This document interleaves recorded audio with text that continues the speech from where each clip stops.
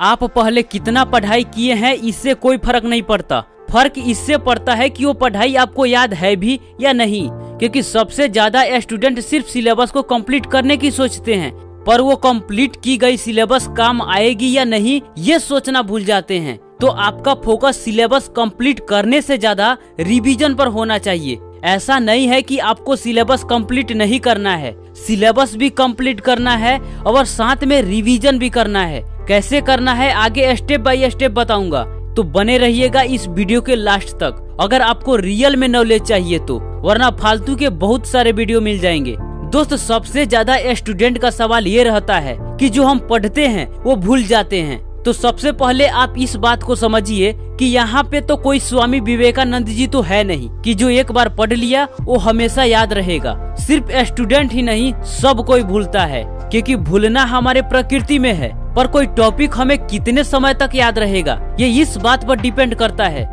कि हम पढ़ते कैसे हैं और कब पढ़ते हैं। तो इस वीडियो में ये भी बताने वाला हूँ कि कब और कैसे पढ़ाई बेहतर होती है जिससे कोई टॉपिक हमें लंबे समय तक याद रहे। इससे पहले आप एक रियल बात जान लीजिए। मान लीजिए आप पूरे साल मेहनत के साथ पढ़ाई कर लिया, लेकिन आपने रिवीजन नहीं किया, तो क्या आपको पढ़ाई याद रहेगा? बिल्कुल नहीं रहेगा। आप एग्जाम में कुछ लिख भी नहीं पाएंगे। लेकिन वहीं अगर आप साथ में रिवीजन भी कर रहे हैं तो आप एग्जाम में बेहतर नहीं, बहुत बेहतर से लिख पाएंगे। तो इतनी सारी बातें जानने के बाद आप रिवीजन करने से पीछे नहीं हटेंगे। मैं मानता हूँ कि आप तैयार हैं रिवीजन करने के लिए। टिप्स नंबर 1, पढ़ाई कब और कैसे करें। दोस्त, बेहतर तरीके से पढ़ाई तभी होती है जब हम एनर्जेटिक फील करते हैं, हमारा माइंड फ्रेश होता है, और ये तभी होता है जब हमारा माइंड और बॉडी रिलैक्स पोजीशन से बाहर आता है। और ये कब होता है? जब हम सोकर उठते हैं, उस समय एनर्जी फुल होती है और माइंड में ऑब्जर्व और स्टोर करने की क्षमता भी ज्यादा होती है। उस समय माइंड जो भी स्टोर करता है वो लंबे समय तक रखता है। लेकिन जैसे जैसे टाइम बीतते जाता है वैसे वैसे हमारा बॉडी और हमारा माइंड भी संघर्ष करता है, जिसके वजह से हमारा माइंड का ऑब्जर्व और स्टोर करने की क्षमता धीरे धीरे कम होते जाता है। तो दोस्तों, अगर आप सुबह जल्दी उठकर पढ़ाई स्टार्ट कर देते हैं तो आप अपने पढ़ाई से ज्यादा आउटपुट ले पाएंगे। आपको पढ़ाई ज्यादा से ज्यादा समझ में आएगा। अगर आप कोचिंग करते हैं और आपका कोचिंग सुबह में है तो आप कोशिश करें कि 1.5 से 2 घंटे की पढ़ाई कोचिंग जाने से पहले कर ले। और कोचिंग में ऑलरेडी पढ़ाई अच्छे से होती ही है, और कोचिंग से आने के बाद भी अगर 2 घंटे या पढ़ाई अच्छे से कर लेते हैं तो आपका पढ़ाई हाई लेवल की हो जाएगी। और उस समय आप जो भी पढ़ेंगे उसका कोई जवाब नहीं होगा। पढ़ाई किस समय बेहतर होती है ये जान गए, और पढ़ना कैसे है ये भी जान लीजिए। जब आप किसी चैप्टर का कोई पेज पढ़ रहे हो तो आपका फोकस इस बात पर नहीं होना चाहिए कि आप कितनी जल्दी इस चैप्टर या इस पेज को खत्म करेंगे। आपका फोकस इस बात पर होना चाहिए कि इस चैप्टर या इस पेज से हम कितनी टॉपिक निकाल सकते हैं, क्योंकि हर पेज में कुछ ऐसी बात होती है जो हमें जानना बहुत जरूरी होता है, और वही बात किसी क्वेश्चन में तब्दील हो जाता है। तो आपको करना क्या है? जल्दबाजी में ज्यादा पढ़ने के चक्कर में नहीं पढ़ना है, कम पढ़ना है लेकिन अच्छे से पढ़ना है। दूसरी बात, हर पेज में कुछ न कुछ टॉपिक ढूंढकर आपको निकालना है और उसे अंडरलाइन कर लेना है। जब आप चैप्टर को खत्म करेंगे और क्वेश्चन को एक बार पढ़ेंगे तो उसमें वही पूछा रहेगा जो आपने पहले अंडरलाइन किया होगा। जब आप ऐसे पढ़ाई करेंगे तो आपको क्वेश्चन का आंसर भी साथ में याद होने लगेगा। दोस्त, ट्राई करके देखना, बहुत काम आएगा। टिप्स नंबर 2, रिवीजन कैसे करें। देखो दोस्त, अब हमने पढ़ाई कर लिया तो इसका मतलब ये नहीं कि जो हमने पढ़ लिया वो भूलेंगे नहीं, क्योंकि भूलना तो हमारे प्रकृति में है।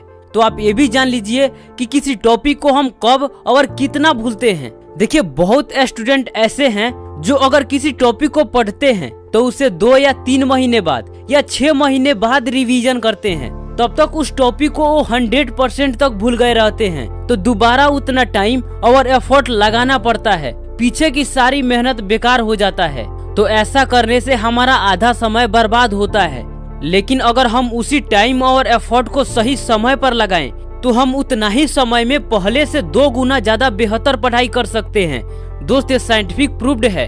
हमारा भूलने का रेशियो ए है। अगर हम किसी टॉपिक को पहली बार पढ़ते हैं तो उसे 20 मिनट बाद 47% भूल जाते हैं।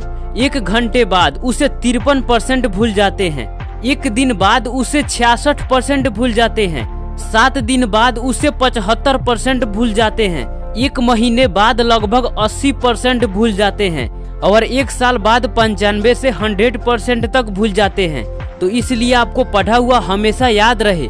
अगर आप किसी टॉपिक को पहली बार पढ़ रहे हैं तो उसे दिन में कम से कम 2 बार पढ़िए। उसके 24 घंटे बाद उसी टॉपिक को फिर से दोहराइए।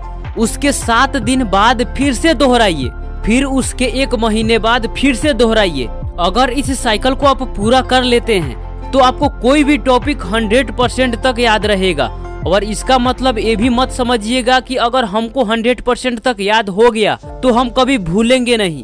हम भूलेंगे जरूर, लेकिन आपका भूलने का रफ्तार धीमी जरूर हो जाएगा।